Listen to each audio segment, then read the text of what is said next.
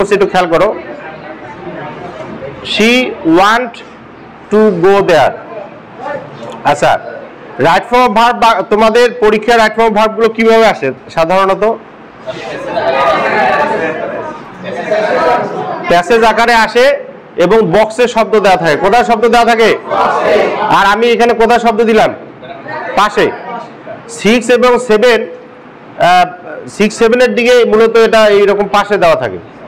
আর 6-7 এর পরের যে অপশনগুলো অর্থাৎ 8-9-10 বা ইন্টারমিডিয়েট লেভেলে রাইট ফর্ম ভার্বগুলো কোথায় দেওয়া থাকে? বক্সে। তো আমি পাশে দিয়ে আমরা এখন একটু বুঝবো। আমি এখানে পাশে দিলাম মানে পরীক্ষার পাশে থাকবে, বিষয়টা কিন্তু এরকম না। কি বুঝতেছ আমার কথা? আমরা বোঝানোর সুবিধার্থে এখানে পাশে দিয়ে মানে একটু বুঝবো।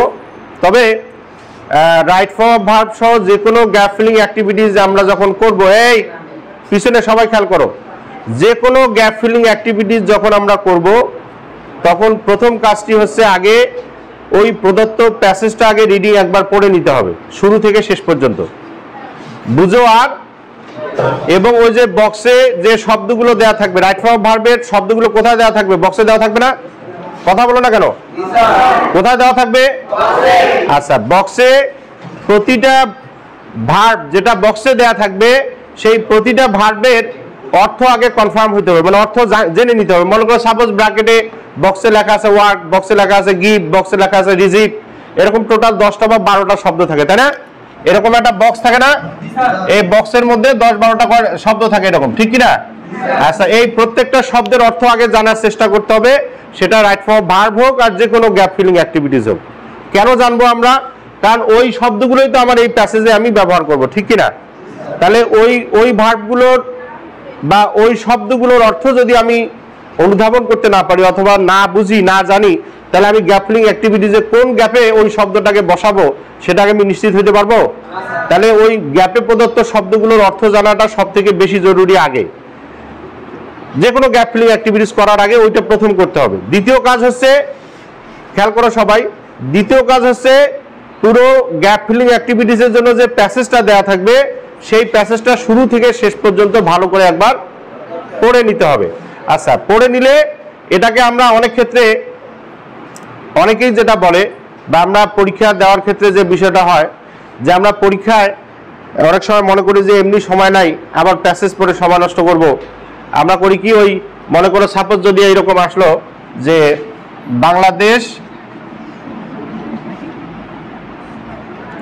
Bangladesh is dash country.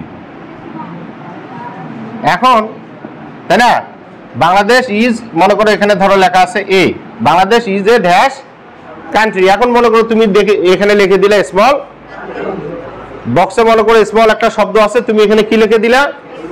Small. কিন্তু আসলে পরের বাক্যগুলো দিয়ে বুঝাইলো মনে করো যে কি যেন মানে পপুলেশন, ওভার পপুলেশনের কথা বলছে। পরের বাক্যগুলো কিসের কথা বলছে? কথা বলো। পরের গুলো কিসের কথা বলছে?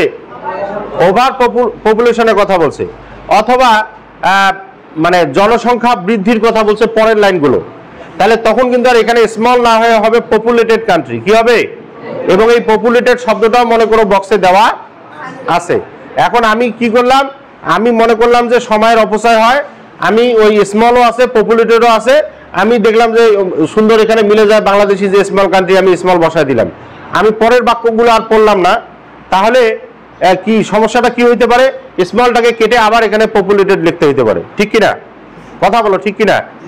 তাহলে আমি কেন তোমাদেরকে বললাম যে আমরা বক্সের শব্দগুলো তো আগে জানলাম, জানার পরে আমি যখন পুরো প্যাসেজটা একবার রিডিং পড়বো তখন আমার একটা ধারণা হবে যে হ্যাঁ, এখানে এই প্যাসেজটা বাংলাদেশের জনসংখ্যা সম্পর্কে বলছে, অথবা এই প্যাসেজটা বাংলাদেশ একটি ছোট দেশ এ সম্পর্কে বলছে, অথবা এই প্যাসেজটা বাংলাদেশ একটি কৃষি প্রধান দেশ এ সম্পর্কে বলছে।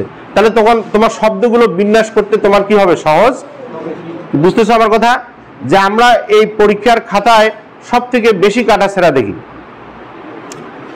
একটা স্টুডেন্ট মনে করো এ নাম্বারে একটা উত্তর লিখছে সাপোজ স্মল, হ্যাঁ, আবার এটা কেটে মনে করে লিখছে পপুলেটেড, আবার মনে করো এটা কেটে লিখছে মনে করো আর একটা শব্দ।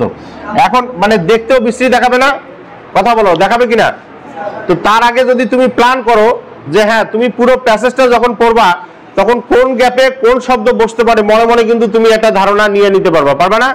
যে এখানে স্মল বসবে, এখানে পপুলেটেড বসবে, এখানে এ বসবে, এখানে দি বসবে, এখানে ওভার বসবে, একটা ধারণা হবে কিনা? কথা বলো, হবে কিনা? আর যদি তুমি আগে প্রি প্ল্যান না করো, মানে পূর্ব পরিকল্পনা না করো, হুট করেই তুমি একটা শব্দ বসা দাও, মানে দেখলা যে মনে হয় যে স্মল কথাটা এখানে মিলে যায়, স্মল বসায় দিলা, কিন্তু দেখা গেল যে পরে আসলে স্মল কথাটা সি নাম্বার গ্যাপের সব থেকে ভালো মানায়, ভালো, তাহলে স্মল কাটা দিয়ে আবার সি নাম্বার স্মল লিখলা, এখানে লিখলা ওভার পপুলেটেড, তাহলে কাটাছাড়া করলে কি ভালো দেখাবে? কি বুঝতেছ আমার কথা? ভালো দেখাবে? তাহলে এই জন্য আমরা কি করব, আগে ওই গ্যাপের শব্দগুলো আগে পড়বো, এটা হলো প্রথম কাজ। 2 নম্বর কাজ হচ্ছে পুরো প্যাসেজটা একবার রিডিং পড়বো, পড়লে হবে কি ওই শব্দগুলো কোন কোন গ্যাপে বসতে পারে তোমার একটা ধারণা তৈরি হবে, এবং এর মধ্যে দেখবা যে কিছু শব্দ তুমি মিলাইতে পারছো এই গ্যাপে বসবে, আবার কিছু শব্দ তুমি কনফিউজ যে এটা এখানেও মনে হয় বসতে পারে, আবার এখানেও মনে হয় বসতে পারে, তো আবার পড়বা রিডিং পড়ার পরে দেখবা যে যখন তোমার 10টা শব্দই সবগুলো গ্যাপে বসে গেল, মানে অর্থাৎ তুমি কনফার্ম যে এই 10টা শব্দ আমি কনফার্ম করে ফেলছি যে এই গ্যাপে 10টা শব্দ বসবে, এবার তুমি খাতায় সেগুলোকে লেখো, তাহলে দেখবার কাটাছাড়া করা লাগবে না, এবং যত বেশি তোমার খাতা নিট অ্যান্ড ক্লিন থাকবে তত নাম্বার পাওয়ার সম্ভাবনা তোমার বেশি থাকবে। কি বুঝতে পারছি কথা? শিক্ষকরা যে বিষয়টা সব থেকে বেশি মানে বোরিং ফিল করে, বিরক্ত ফিল করে, সেটা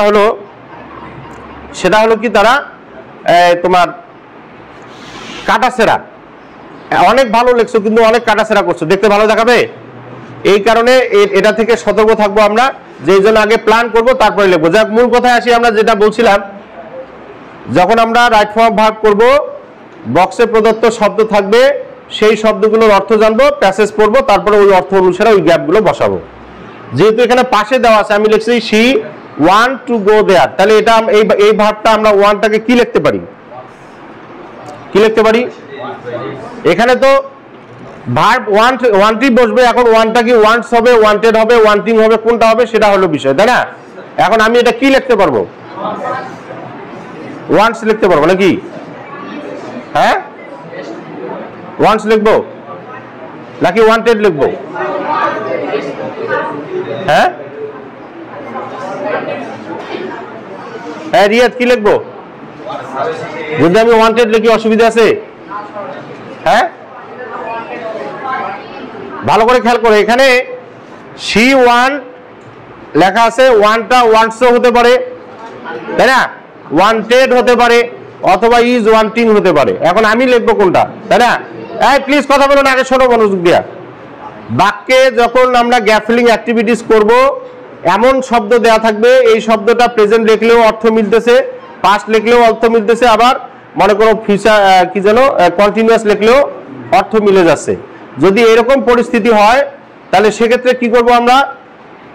সেক্ষেত্রে তোমার প্রেজেন্ট অথবা পাস্ট অথবা ফিউচার অথবা প্রেজেন্ট কন্টিনিউয়াস যেটা মনে হচ্ছে যে হতে পারে, তার জন্য তুমি পরের বাক্যগুলো পড়ে বোঝার চেষ্টা করবে বাক্যটা কোন টেন্সে দেওয়া, মানে বাকি বাক্যগুলো কোন টেন্সে দেওয়া আছে, অথবা বাকি শব্দগুলো বা ভার্বগুলো কোন টেন্সে দেওয়া আছে। যদি দেখো যে হ্যাঁ ওই পুরো প্যাসেজটাই পাস্টকে নির্দেশ করতেছে, তাহলে তখন তুমি ওখানে ওয়ান্টেড লিখবা। বুঝতেছো আমার কথা? আবার এমন হলো কিছু শব্দ আছে, ইন্ডিকেশন আছে, যেটাকে আমরা ইন্ডিকেটরস বলি। আমরা অনেক সময় দেখবা যে মোটরসাইকেলে যখন চড়ি, মনে আছে কিনা তোমাদের জানি না, ভাই আপনি তো ঠিকভাবে ইন্ডিকেটর দেন নাই, দোষ কি আমার? বলে না? কথা কয় না? তো মোটরসাইকেলে ইন্ডিকেটরে দিবার পর না ফির মোটরসাইকেল চালান, বলে কিনা? না, কথা বলতেছো না কেন? আচ্ছা, আসলে কি ওটা ইন্ডিকেটর না ইন্ডিকেটরস?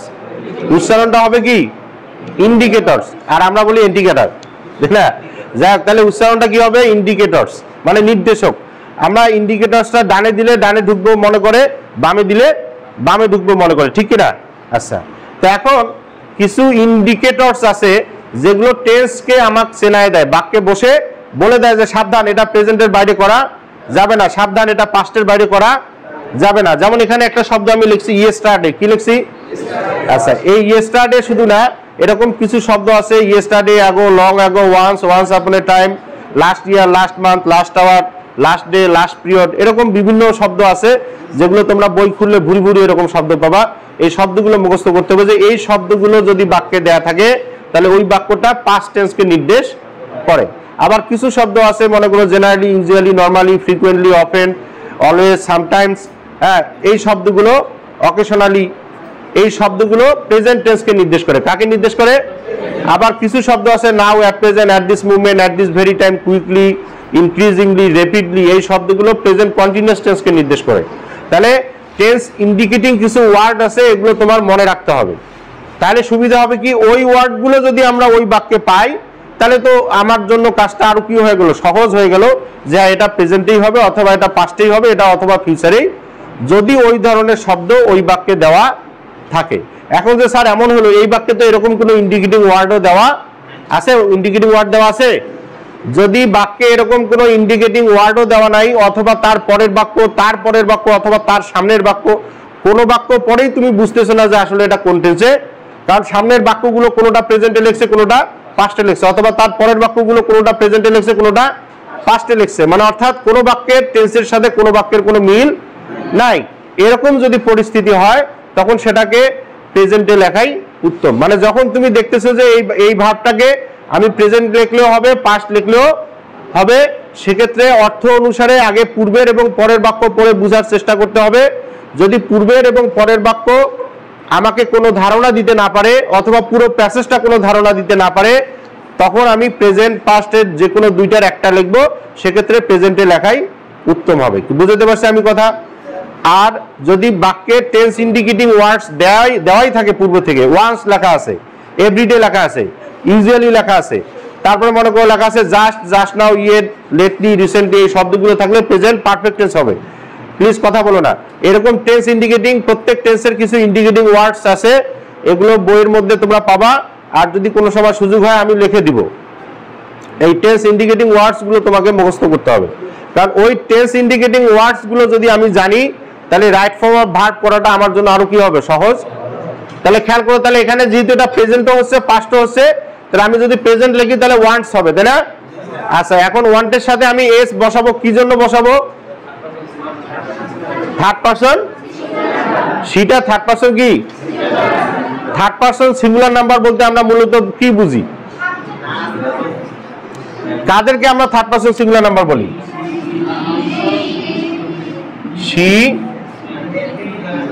তারপর হচ্ছে ইট, হি, সি, ইট, অথবা সিঙ্গুলার নাউন, কি নাউন? সিঙ্গুলার। তাহলে হি, সি, ইট অথবা সিঙ্গুলার নাউন যদি থাকে তাহলেই সেটাকে আমরা থার্ড পারসন বলি। মানে আমরা দেখবা যে বই খুললে বিভিন্ন বই এই সূত্রটা প্রথমেই দেওয়া আছে যে থার্ড পারসন সিঙ্গুলার হলে ভার্বের সাথে এস বাই এস বসে, কিন্তু আসলে থার্ড পারসন কি জিনিস এটা আমাকে জানতে হবে না। আমরা সংজ্ঞা মুখস্থ করে লাভ আছে? আমরা শব্দ মুখস্থ করবো, শব্দই সংজ্ঞায় নিয়ে যাবে আমাদের। সে শব্দ কি? যে হি, সি, ইট অথবা কোনো সিঙ্গুলার একজন বুঝায় এমন নাম যদি থাকে তাহলে ভার্বের সাথে এস অথবা ইএস যুক্ত হয়। মনে আছে তো? আচ্ছা, এস কখন যুক্ত হয়? এস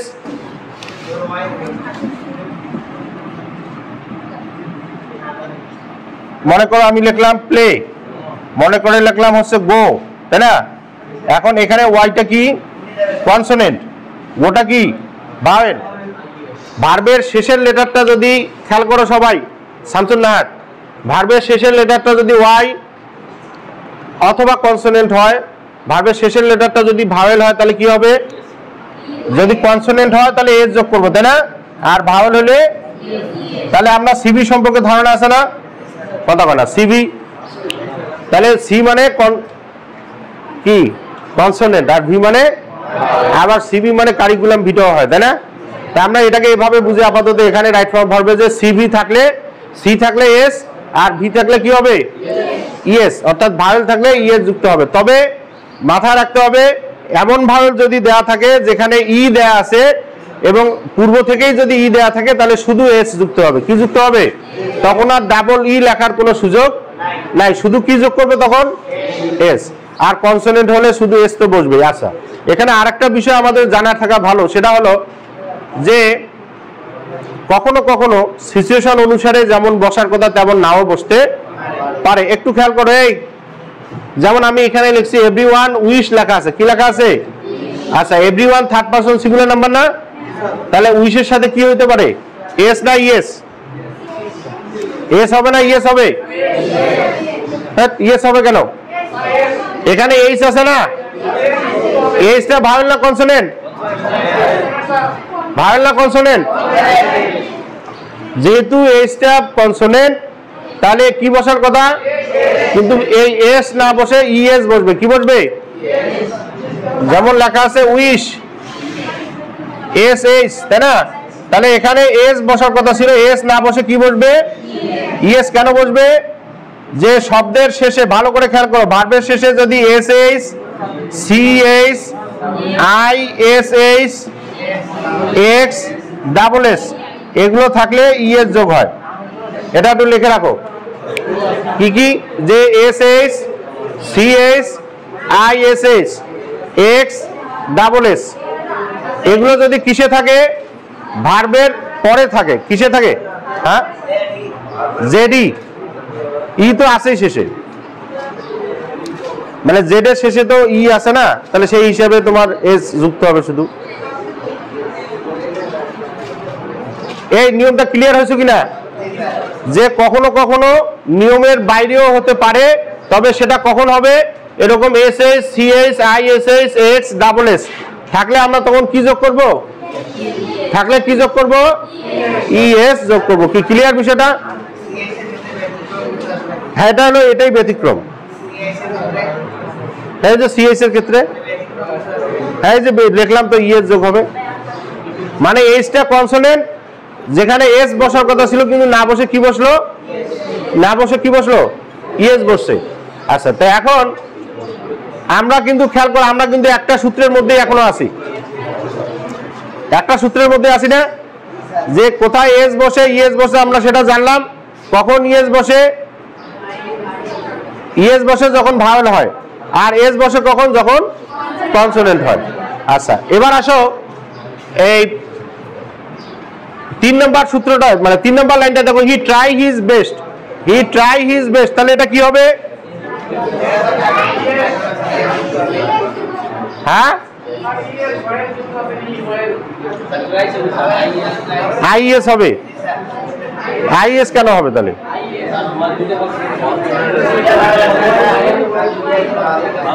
এই খেয়াল করো ভালো করে, যেমন প্লে, প্লে আমরা কি লিখি?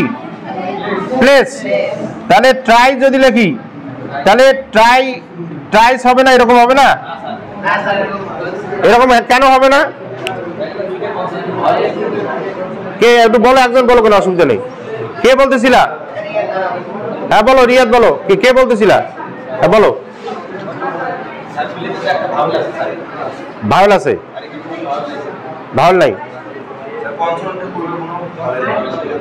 কনসোনেন্টের পূর্বে ভাওয়েল নেই। তোমরা কি বুঝছো? মেয়েদের মধ্যে বসো, রিয়াদ ধন্যবাদ, বসো। তোমাদের মধ্যে কেউ কি বলবা? মেয়েদের মধ্যে এখানে আমি প্লে বানানে প্লে PLAYS লিখছি, তাই না? কিন্তু এখানে TRYS লিখবো না কেন? কিসের, কোথায় ভাওয়েল আছে? হ্যাঁ তুমি বলো, দাঁড়াও। হ্যাঁ,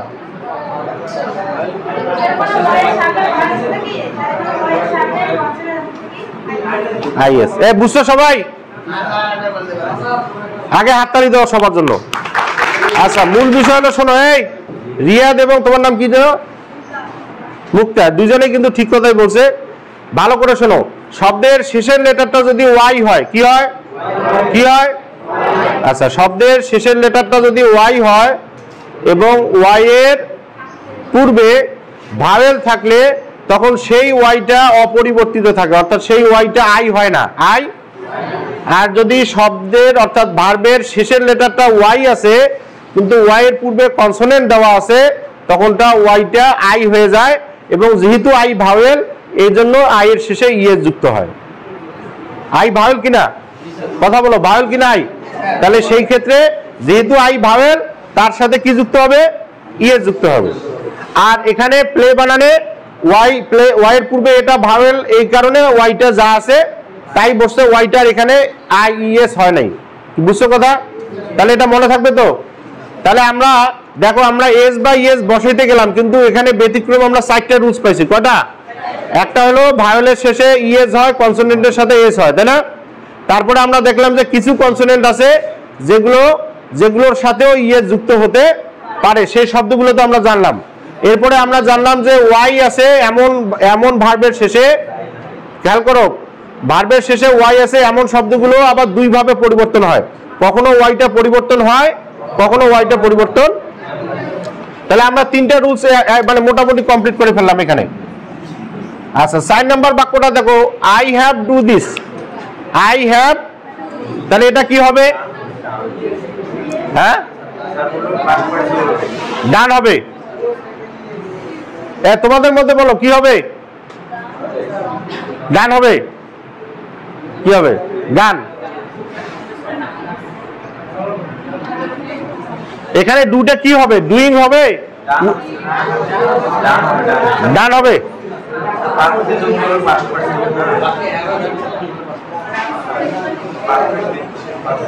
পিছনে পিছনে পিছন থেকে বলো কেউ। আচ্ছা আশামণি কি শোনা যায় আমার কথা? পিছনে আমার কথা শুনতে পাচ্ছ তো? শুনো না? ফ্যান চলতেছে তো এই কারণে। যাই হোক শোনো, আমরা কিন্তু এখন আর একটা গুরুত্বপূর্ণ রুলস আলোচনা করবো, মনোযোগ দিয়ে শোনো। সেটা হলো যেটা অলরেডি বলছে যে বাক্যে have has had, have has এরপরে যদি গ্যাপ থাকে তাহলে সেটা ভার্বের পাস্ট পার্টিসিপল ফর্ম হয়। তা আমরা এখন জানবো যে শুধু হ্যাভ হ্যাজ হ্যাড না, আরো কিছু শব্দ আছে, সেই শব্দের তালিকাটা একটু করে রাখো। ডাস্টারটা কই?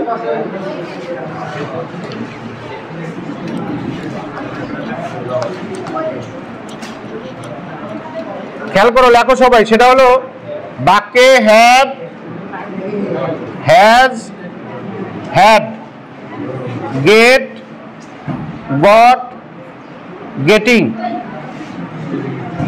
হ্যাভিং, বি বিন বিং, বি বিন। খেয়াল করো সবাই। এই তাহলে বাক্যে have has had, gate goat getting, getting, তারপর হচ্ছে হ্যাভিং, বি বিন বিং, এদের পরে সবসময় ভার্বের কি হবে? পাস্ট পার্টিসিপল ফর্ম বসবে। এদের পরে যদি গ্যাপ দেওয়া থাকে তাহলে কি বসবে? তাহলে এটা মুখস্থ করা লাগবে না। তাহলে have has had, gate goat getting, having, B bin being, এরপরে মূল ভার্বের সাথে কি যুক্ত হবে? ইডিও যুক্ত হতে পারে, অথবা ভার্বের পাস্ট পার্টিসিপল ফর্ম হবে। তাহলে সেই দিক থেকে এখানে দুটো কি হবে? ডান হবে। দুটো কি হবে? তাহলে দুটো কেন ডান হলো ক্লিয়ার হয়েছে সবাই? এরপরে আসো, we can make a new world, যে আমরা একটা নতুন পৃথিবী তৈরি করতে পারি, তাই না? কথা কও, নতুন পৃথিবী আমরা একটা তৈরি করতে পারি। তাহলে এখন এখানে ক্যানের পরে মেকটা কি হবে? ওইটাই থাকবে। ক্যানের পরে মেয়েদের মধ্যে বলো, ক্যানের মধ্যে ক্যানের পরে মেকটা কি হবে? পুতুল, ক্যানের পরে মেকটা কি হবে?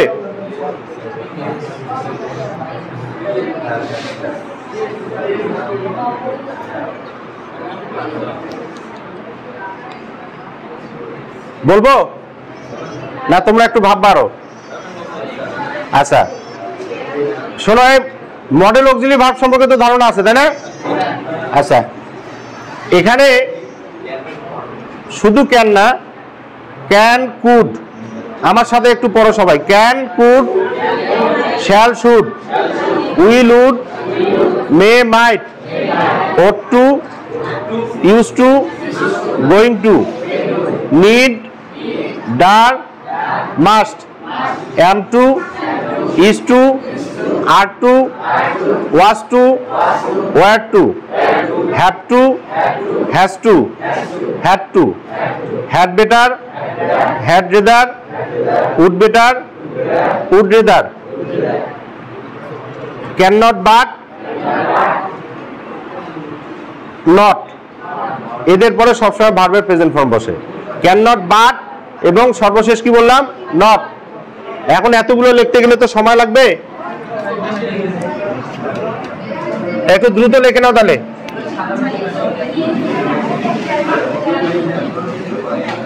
Can, could, shall, should, will, would,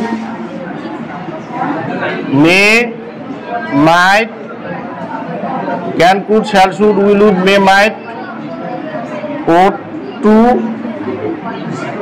used to, going to, need, dare, must, am to, is to, are to, was to, were to, have to, has to, had to, am to, is to, are to, was to, were to, have to, has to, had to, তারপর সে had better,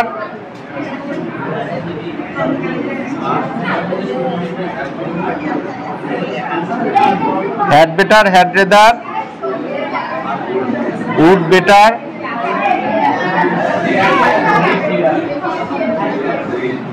would rather,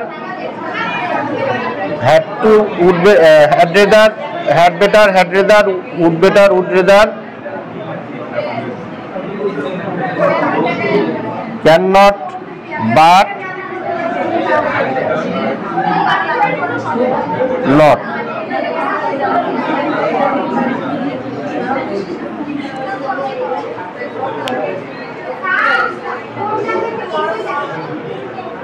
আচ্ছা সাইডে দেখো,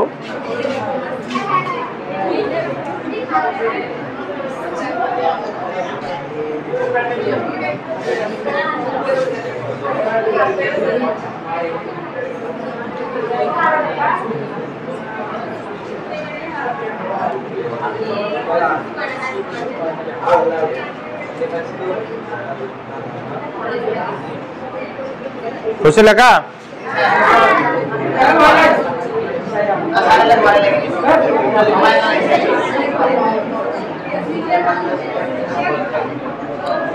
আচ্ছা মুক্তা একটু দাঁড়াও, মুক্তা পরে শোনাক, তোমরা খেয়াল করো সবাই, পরে তো ওইটা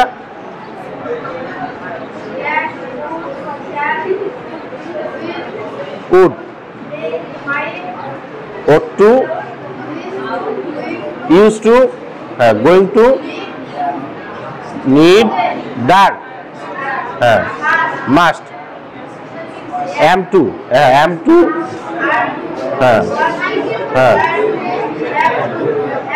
has to, had to, had rather, would better, would rather, cannot but, not, তারপর শুধু not। আচ্ছা বসো, ধন্যবাদ। আচ্ছা আমরা পারবো তো এখন সবাই? এই শব্দগুলো মুখস্থ রাখতে হবে, এগুলো আসলে বোঝার কিছু নেই। এই শব্দগুলোর পরে সবসময় ভার্বের কি ফর্ম বসে? কথা বলো, কি বসে? এই শব্দগুলোর পরে সবসময় ভার্বের প্রেজেন্ট ফর্ম বসে। আচ্ছা তাহলে আমরা ওটা জানলাম। এরপরে খেয়াল করো 6 নাম্বার। তাহলে এখানে ক্যান, শোনো এই মনোযোগ দিয়ে শোনো কথাটা, সেটা হলো বাক্যে এই যে আমি ক্যানের পরে ভার্বের প্রেজেন্ট ফর্ম বসালাম, তাই না? কথা বলো কেনা, am to পরে ভার্বের প্রেজেন্ট ফর্ম বসালাম। এখন ওরা মনে করো বক্সে মেক লিখে দিছে, আমি মেকেই বসাইলাম। এখন তোমার মনে হবে, এই রাজু খেয়াল করো, তোমার মনে হবে কি ওরা মনে হয় বক্সে শব্দ দিছে, তাহলে তো এটা অবশ্যই চেঞ্জ হবে। তার মানে কোন কোন ক্ষেত্রে সূত্রের কারণে চেঞ্জ নাও হতে, মানে সবসময় যে চেঞ্জই করা লাগবে বিষয়টা কিন্তু এরকম, সবসময় যে চেঞ্জই করা লাগবে বিষয়টা কিন্তু এরকম না। কোন কোন ক্ষেত্রে চেঞ্জ নাও হতে, কি বুঝতেছো কথা? তাহলে সেই দিক থেকে এখানে কি হবে? উই আর, সরি এখানে মেকটা মেকই হবে। আচ্ছা উই আর ইট রাইস, তাহলে এটা কি হবে? উই আর ইট রাইস, ইটটা কি হবে? হ্যাঁ আইএনজি যোগ হবে। তাহলে এখন আমরা এটাকে খেয়াল করো সবাই, মনোযোগ দিয়ে শোনো। এখানে এটা হলো আরেকটা সূত্র, সেটা হলো am, is, are, was, were. এদের পরে ভার্ব দুই রকম বসতে পারে, হয় আইএনজি যুক্ত হতে পারে, নাহলে ভার্বটা পাস্ট পার্টিসিপল ফর্ম হতে পারে। আচ্ছা এখন কখন আইএনজি যুক্ত হবে আর কখন ভার্বটা পাস্ট পার্টিসিপল ফর্ম হবে কেউ বলতে পারবা? মানে এম ইজ আর ওয়াজ আর এর পরে ভার্বের সাথে কখনো কখনো আইএনজি যুক্ত হবে, আবার এম ইজ আর ওয়াজ আর এর পরে ভার্বের সাথে কখনো পাস্ট পার্টিসিপল ফর্ম হবে। সেটা কখন হবে? যখন, খেয়াল করো ভালো করে, যখন বাক্যের সাবজেক্টটা ইনঅ্যাক্টিভ হবে। ইনঅ্যাক্টিভ বুঝো? অ্যাক্টিভ বুঝে, অ্যাক্টিভ মানে অ্যাক্টিভ মানে আমরা বুঝি যে কর্মঠ। ইনঅ্যাক্টিভ হচ্ছে যখন বাক্যের কর্তার নিজস্ব কোনো ক্ষমতা নাই কোনো কিছু করার। আমি আবার বলতেছি, শোনো, এই যেমন মনে করো আমি বললাম রাইস ইজ ইট, তাহলে ভাত খায়। আচ্ছা, ভাত কি ভাতকে খায় না ভাতকে মানুষ খায়? ক্রিকেট খেলে, ক্রিকেটকে খেলে না ক্রিকেটকে মানুষ খেলে? তাহলে বাক্যের কর্তা, বাক্যের সাবজেক্ট যদি এমন হয় যে বাক্যের ওই সাবজেক্টটার নিজস্ব কোনো ক্ষমতা নাই কোনো কিছু করার, তখন বুঝতে হবে ওই সাবজেক্টটা ইনঅ্যাক্টিভ। আর যখন বাক্যের কর্তা এমন হবে যে তার নিজস্ব ক্ষমতা আছে কোনো কিছু করার, তখন ওই সাবজেক্টটা হলো অ্যাক্টিভ। তাহলে এখানে উই মানে আমরা খাওয়ার যোগ্যতা রাখি কিনা, মানে আমরা নিজেরাই খেতে পারি কিনা? কথা বলো না কেন? নিজেরাই খেতে পারি কিনা? পারি। এই জন্য তখন হবে আর এর সাথে, মানে ইটটা তখন কি হয়ে যাবে? ইটটা কেন ইটিং হবে? যেহেতু উই সাবজেক্ট এখানে অ্যাক্টিভ সাবজেক্ট, মানে অর্থাৎ আমি বা আমরা নিজেই খেতে, কথা বলো, পারি কিনা আমরা নিজেরা, এই জন্য ইটটা কি হবে? ইটিং হবে। আচ্ছা, পরের বাক্যটা দেখো, ইট ইজ ফিনিশ লেখা আছে। ইট ইজ কি লেখা আছে? ইহা। এখন খেয়াল করো, ইহা শেষ হয়, তাহলে ইহা নিজেই শেষ করে না কেউ শেষ করে? মানে ইহার কি নিজস্ব কোনো ক্ষমতা আছে শেষ করার? কথা বলো, শেষ করার ক্ষমতা আছে? তাহলে যখন বাক্যের কর্তা এমন থাকবে যে তার নিজস্ব কোনো ক্ষমতা থাকবে না, তখন সেটা ইনঅ্যাক্টিভ সাবজেক্ট, তখন আমি যাদের পরে ভার্বটা পাস্ট পার্টিসিপল ফর্ম হবে। তার মানে এখানে ইটটা কি হয়ে যাবে? ইটিং। আর এখানে ফিনিশটা কি হয়ে যাবে? ফিনিশড। আচ্ছা, এখানে আরো কিছু শব্দ আছে, যেমন এখানে যদি মনে করো নাও, at this time, at this moment,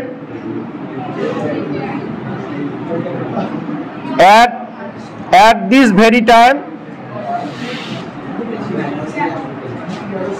quickly,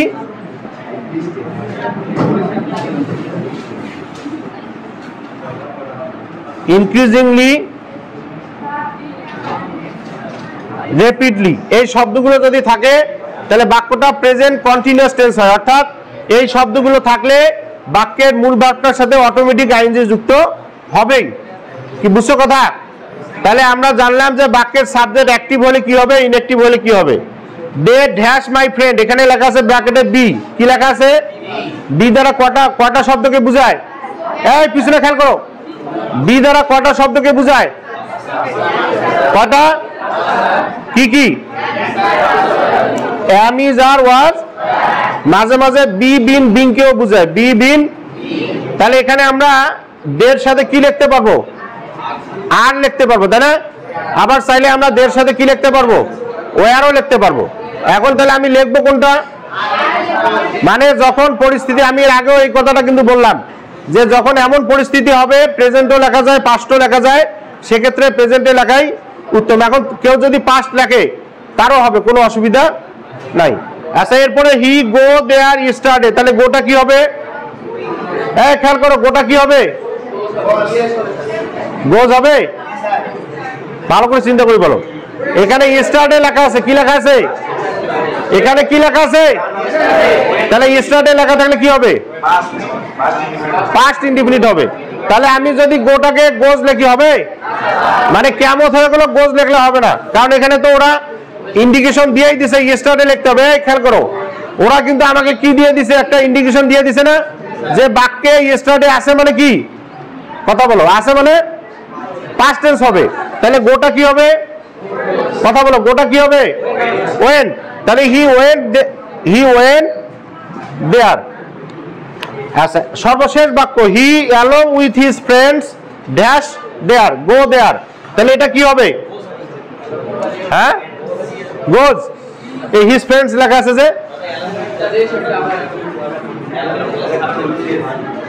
sir দেখলে খুশি হওয়া যাবে না, তাই না? এখন এখানে সে এবং তার বন্ধুরা, খেয়াল করে ভালো করে, সে তার বন্ধুরা, সে এবং তার বন্ধুরা, অথবা সে তার বন্ধুদের সাথে, সে তার বন্ধুদের। আচ্ছা, মাথায় রাখতে হবে যে বাক্যে অ্যালং উইথ শুধু না, as well as, together with, along with, accompanied by, and not, এই পাঁচটা শব্দ যদি কোনো দুটো সাবজেক্টকে সংযুক্ত করে সেক্ষেত্রে পূর্ববর্তী সাবজেক্ট অনুসারে ভার্ব হবে। পরবর্তী সাবজেক্ট গোল্লায় যাও, এখানে হিজ ফ্রেন্ডস আছে, হিজ ফ্রেন্ডসের সাথে ভার্বের কোনো সম্পর্ক নাই। ভার্বের সম্পর্কটা কার সাথে হবে? কার সাথে হবে? পূর্ববর্তী সাবজেক্ট। এখন এখানে হিটা যদি সিঙ্গুলার হয় ভার্ব সিঙ্গুলার হবে, হিটা প্লুরাল হলে ভার্ব। তাহলে সবসময় মাথা রাখতে হবে যে এখানে অ্যালং উইথের জায়গায় অ্যাজ ওয়েল অ্যাজ বসতে পারে, টুগেদার উইথ বসতে পারে, অ্যালং উইথ বসতে পারে, আরেকটা বসতে পারে শুধু উইথও বসতে পারে, আরেকটা হচ্ছে অ্যান্ড নট। অ্যান্ড মনে করে লেখছে Abdur Rahman and not his friends, Mamun and not his friend. And এর পরে নটও যদি থাকে তখনও ভার্বটা পূর্ববর্তী সাবজেক্ট অনুসারে হবে। তো মোটামুটি আমরা কিন্তু 10টা বাক্য মানে 10টা আলাদা আলাদা গুরুত্বপূর্ণ রুলস আমরা আলোচনা করে ফেলছি, তাই না? প্রত্যেকটা বাক্যের সাথে রুলস আছে না?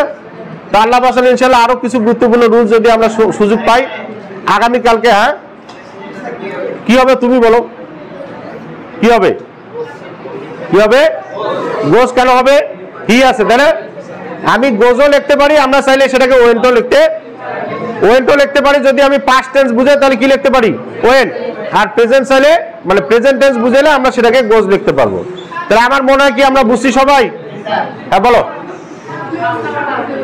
5 নাম্বার উই ক্যান মেকটা মেকই হবে। ওই যে ওই শব্দগুলো থাকলে ভার্ব যা আছে তাই থাকবে, তাহলে এখানে মেক, ক্যান, মেক, মেকই হবে। তো ঠিক আছে, তোমরা বাসায় আবার এই আরো কিছু রুলস আছে রাইট ফর্ম ভার্বে, সেগুলো বাসায় নিজেরা একটু রিভিশন দাও। আল্লাহ বাসালে আমরা কালকে আরো কিছু গুরুত্বপূর্ণ রুলস নিয়ে আলোচনা করব। কালকে আমরা রাইট ফর্ম ভার্বটা শেষ করব। তোমাদের যদি কোনো প্রশ্ন থাকে রাইট ফর্ম ভার্বে সেটা লিখে নিয়ে আসবা, আমি কালকে বুঝিয়ে দেব।